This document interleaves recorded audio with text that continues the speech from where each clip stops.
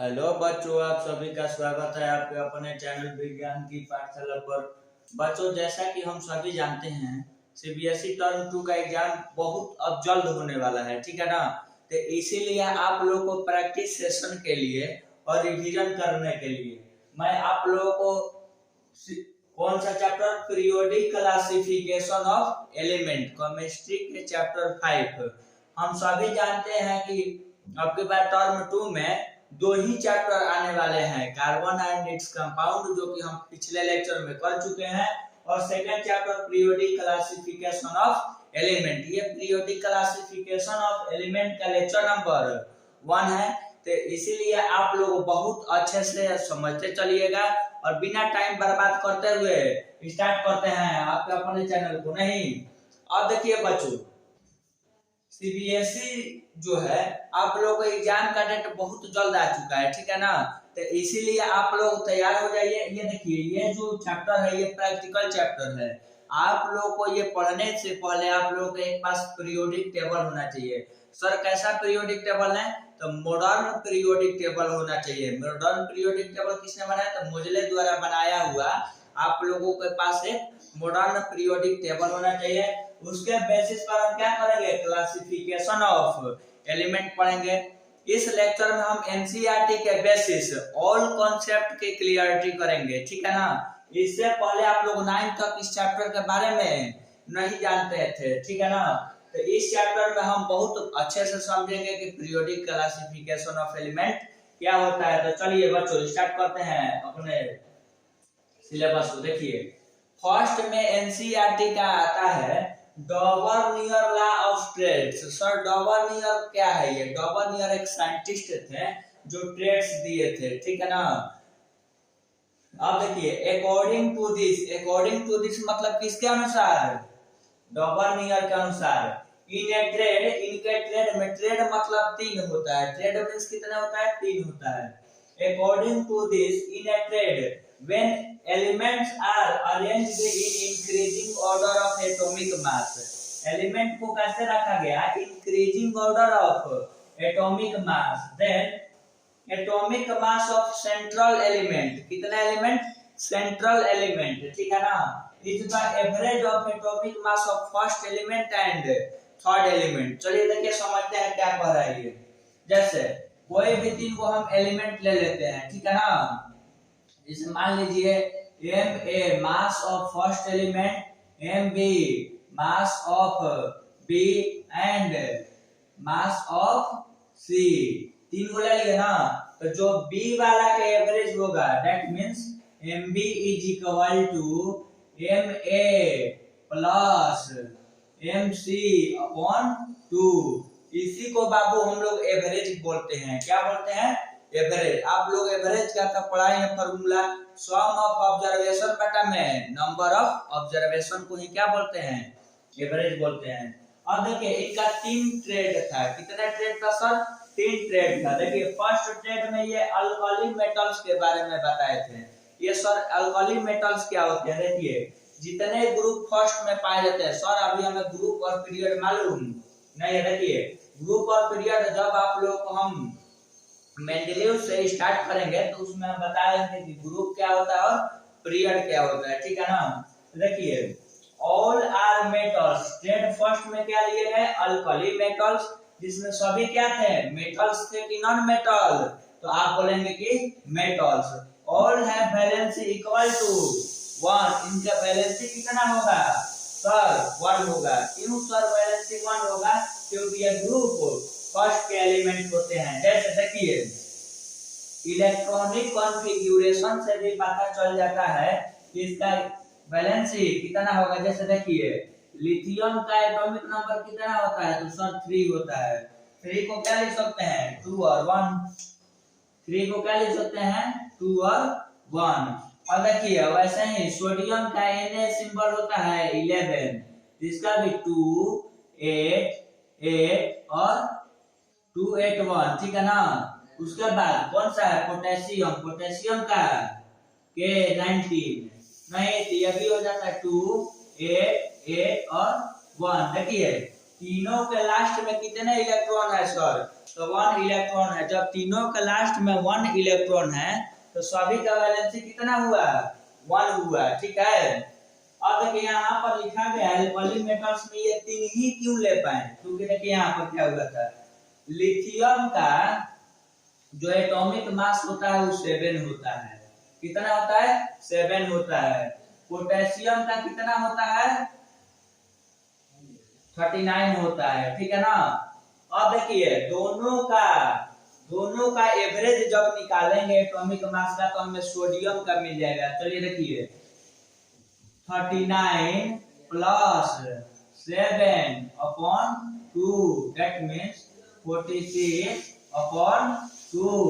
2 बार में इसे घटाएंगे कितना हो जाएगा? 23।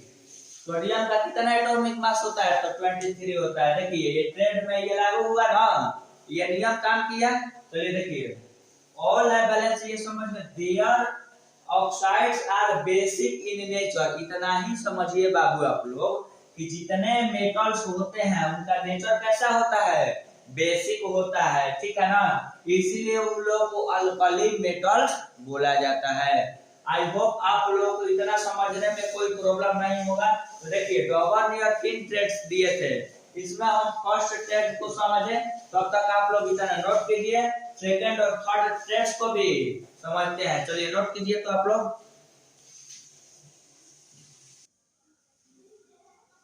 आई होप आप लोग ट्रेड फर्स्ट तक नोट कर चुके होंगे। चलिए देखिए अब ट्रेड फर्स्ट में आप लोग समझ चुके हैं कैल्शियम, बोरॉन, कैल्शियम और रेडियम को, ठीक है। देखिए अब ट्रेड सेकंड में समझते हैं बच्चों। ट्रेड सेकंड में बताया गया एल्केलाइन अर्थ और सॉइल मेटल। वो कैसे मेटल थे? अल्कली मेटल थे। ये कैसे मेटल है? एल्केलाइन मेटल थे, ठीक है ना। डोंट बी कंफ्यूज, ठीक है ना। वो एल्कली मेटल थे, ये एल्केलाइन मेटल थे, ठीक है ना। एल्केलाइन का मतलब होता है जो अर्थ क्रस्ट में मिलता है। कहाँ मिलता है? हमें अर्थ के क्रस्ट में मिलता है, उसी इसलिए इसका नाम हो गया एल्केलाइन अर्थ और सॉइल मेटल्स। देखिए इसमें 3 एलिमेंट्स आते हैं बच्चों। कितने एलिमेंट्स आते हैं? 3 एलिमेंट्स आते हैं, कैल्शियम, स्ट्रोंशियम और बेरियम, ठीक है ना। इस देखिए जब आप लोग को मॉडर्न पीरियोडिक क्लासिफिकेशन बताएंगे तो उसमें बताएंगे कि कैसे आप लोग फाइंड कर सकते हैं। जैसे हमने लिख दिया कि यहाँ पर ये मेटल है, आप लोग कैसे लिख पाएंगे कि ये मेटल है कि नॉन मेटल है? जब आप लोग को मॉडर्न पीरियोडिक टेबल पढ़ाया जाएगा तो उसमें बताएंगे, ठीक है। तो देखिए ट्रेड फर्स्ट आप लोग समझ चुके हैं। तो अब देखिए ट्रेड सेकंड में भी यही बताया गया, ऑल आर मेटल्स। सभी कैसे होते हैं बच्चों? इसमें भी कैसे हैं? मेटल्स हैं। All have valence equal to 2। Sir इसका वैलेंसी 2 क्यों है? क्योंकि बाबू ये सेकंड ग्रुप का एलिमेंट है, इसीलिए इनका वैलेंसी कितना होता है? 2 होता है। उनका वैलेंसी कितना होता था? 1 होता था। सर क्यों होता था? क्योंकि वो फर्स्ट ग्रुप के एलिमेंट्स थे। आप लोग समझदार हैं, इतना समझ चुके होंगे। चलिए देखिए their oxides are found in earth crust. इनका ऑक्साइड कहाँ फाउंड होता है? अर्थ क्रस्ट में। And basic in nature. आप लोग को अभी हम बताए हैं कि जितने मेटल्स होते हैं सभी बेसिक नेचर के होते हैं बाबू। कैसे नेचर के होते हैं? बेसिक नेचर के होते हैं। हेंस इसीलिए they are named as alkaline earth और सॉइल मेटल्स। क्योंकि अर्थ क्रस्ट में जब पाए जाएंगे इसीलिए इसको एल्कलाइन और अर्थ क्रस्ट मेटल बोला जाएगा। आई होप ट्रेड सेकंड में भी आप लोगों को कोई प्रॉब्लम नहीं हुआ होगा। चलिए अब तक ट्रेड थर्ड को भी समझ लेते हैं, उसके बाद तीनों ट्रेड का क्या कर लेंगे? रिवीजन कर लेंगे, ठीक है ना। देखिए ट्रेड थर्ड में हाइड्रोजन लिया गया। हाइड्रोजन आप लोग समझते हैं, क्लोरीन, ब्रोमीन और आयोडीन, इस सब का तो नाम सुने होंगे। आयोडीन का नाम, क्लोरीन का नाम, ब्रोमीन का नाम, ठीक है ना। 9th क्लास में ऐसे भी 20 तक याद करवाया जाता है आप लोग के, एटॉमिक नंबर 20 तक।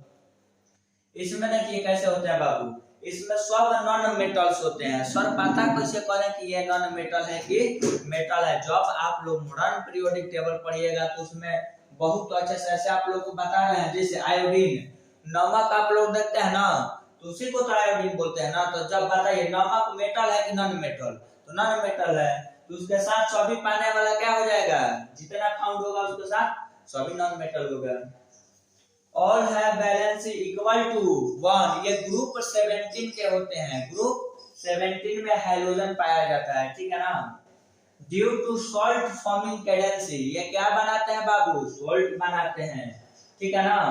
Of this elements are known as halogens, जो भी आप लोग के लिए सॉल्ट बना कर देगा उसी को क्या बोला जाएगा, हैलोजन्स बोला जाएगा। आई होप आप लोग इतना समझने में कोई प्रॉब्लम नहीं हुआ। चलिए देखिए, इसमें फर्स्ट में कितने एलिमेंट्स है, 3 एलिमेंट्स है। कौन कौन, लिथियम, सोडियम, पोटेशियम। कौन कौन, फिर से बोलिए लोग, लिथियम, सोडियम, पोटेशियम। इसमें क्या क्या है, कैल्शियम, स्ट्रोंशियम, बेरियम।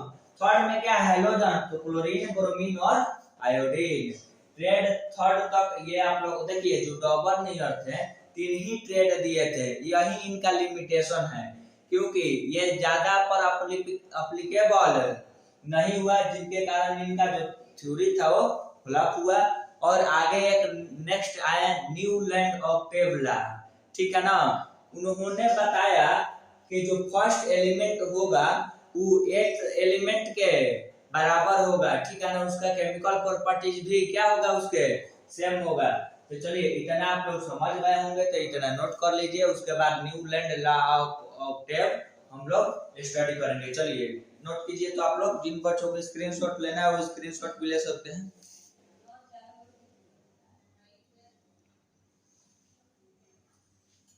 चलिए आप लोग ट्रेड थर्ड तक समझ चुके होंगे। चलिए देखिए, अब डबल नियर लॉ का लिमिटेशन को समझते हैं। पहले ही आप लोग ऐसे बता चुके हैं, लेकिन नोट करवा देते हैं। It is applicable for few elements, ये आप लोग देख चुके हैं कि 9 ही एलिमेंट पर क्या था, वो एप्लीकेबल था। And not applicable to all element, सभी एलिमेंट पर लागू नहीं हुआ, जिसके कारण इनका नियम फ्लॉप हो चुका है, ठीक है ना। अब देखिए, अब सेकेंड आते हैं न्यूलैंड लॉ ऑफ ऑक्टेव। क्या, कौन सा नियम आता है, Newland law of octave. Octave का मतलब होता है 8, ऑक्टोपस, ऑक्टोपस का कितना फुट होता है, 8 होता है। तो इसीलिए न्यूलैंड लॉ ऑफ ऑक्टेव का मतलब इसमें कितने एलिमेंट होंगे बाबू, 8 एलिमेंट होंगे। तो देखिए, अकॉर्डिंग टू दिस, किसके अनुसार, न्यूलैंड के अनुसार, when elements are arranged in increasing order of atomic mass, देखिए इनमें जितने सभी थे ये सभी एटॉमिक मास के बेसिस पर पीरियोडिक क्लासिफिकेशन किया था, ठीक है ना। और जो मॉडर्न पीरियोडिक क्लासिफिकेशन है बाबू, उसे एटॉमिक नंबर के बेसिस पर किया गया है, ठीक है ना। Order of atomic mass, then in a octave the properties of the first element, कौन सा element, first element are similar to the properties of the 8 element, मतलब जो फर्स्ट एलिमेंट का जो प्रॉपर्टी था बच्चों, वही 8 एलिमेंट का था। जैसे देखिए, ये 1 2 3 4 5 6 7 8 9 10 11 12 13 और 14, ठीक है ना। तो देखिए, जो लिथियम का प्रॉपर्टी था वही सोडियम का और वही पोटेशियम का था, ठीक है ना। मतलब कि जो फर्स्ट एलिमेंट का प्रॉपर्टी था वो 8 एलिमेंट का प्रॉपर्टीज के सिमिलर था। यह सब देखिए आप लोग इसको समझते चलिएगा, ठीक है ना। अब हम पढ़ेंगे मेंडल, इसके लिमिटेशन के बारे में पढ़ेंगे, ठीक है, कि न्यूलैंड लॉ ऑफ ऑक्टेव का कि क्या क्या लिमिटेशन था। तो देखिए, यह सिर्फ कैल्शियम तक ही पॉसिबल है। अब हम लोग जानते हैं कि कितना एलिमेंट आ चुका है, 118 तक। यह सिर्फ कैल्शियम तक ही पॉसिबल हो पाता है, इसीलिए इनका भी नियम क्या हो गया, लिमिट हो गया नियम का, ठीक है ना। चलिए इतना नोट कर लीजिए, इसके बाद इसके लिमिटेशन को लिखवाते हैं। चलिए नोट कर लीजिए तो आप लोग। आई होप आप लोग न्यूलैंड लॉ ऑफ ऑक्टेव को नोट कर चुके होंगे। चलिए देखिए, जिन बच्चों ने नोट कर चुका है, चलिए अब आगे समझते हैं। अब इसमें आगे नेक्स्ट बताया गया, ठीक है, इसके लिमिटेशन को। पहले देखिए लिमिटेशन क्या होता है। It is applicable up to calcium, जो न्यूलैंड लॉ ऑफ ऑक्टेव था सिर्फ ये एप्लीकेबल था कितने तक, कैल्शियम तक। कैल्शियम का एटॉमिक नंबर कितना होता है, 20 और एटॉमिक मास 40 होता है, ठीक है ना। It plus 2 element in a single slot. इन्होंने क्या किया, सिंगल स्लॉट में 2 एलिमेंट, मान लीजिए निकेल और कैल्शियम, दो को रख दिया, ठीक है ना, जो कि क्या है, रॉन्ग है, ठीक है ना। इसीलिए इनका ये सब लिमिटेशन बन गया। The properties of iron is similar to the properties of cobalt and nickel, but he placed iron separately from cobalt and nickel. इन्होंने इनका एक और लिमिटेशन है बाबू, समझते रहिए करो कि देखिए जो आयरन का प्रॉपर्टीज होता है वही निकल और कोबाल्ट का होता है, लेकिन ये क्या किए कि आयरन को सेपरेट कर दिए और कोबाल्ट को और निकल को, तीनों को सेपरेट कर दिए हैं। इनका यह भी एक लिमिटेशन की वजह है, ठीक है ना।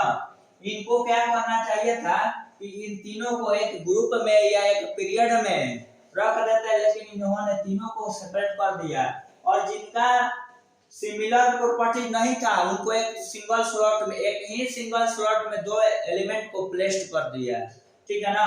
अब अकॉर्डिंग टू दिस, किसके अनुसार, न्यूलैंड के अनुसार, ठीक है ना, only 56 elements are exist in universe. अच्छा आप ही लोग बताइए, इतना दिनों से आप लोग पढ़ते आ रहे हैं, सिर्फ 56 ही एलिमेंट्स है पूरे यूनिवर्स में, सिर्फ 56 एलिमेंट्स हैं। तो आप लोग कहेंगे कि नहीं सर, कितना का डिस्कवरी हो चुका है, 118 एलिमेंट्स का।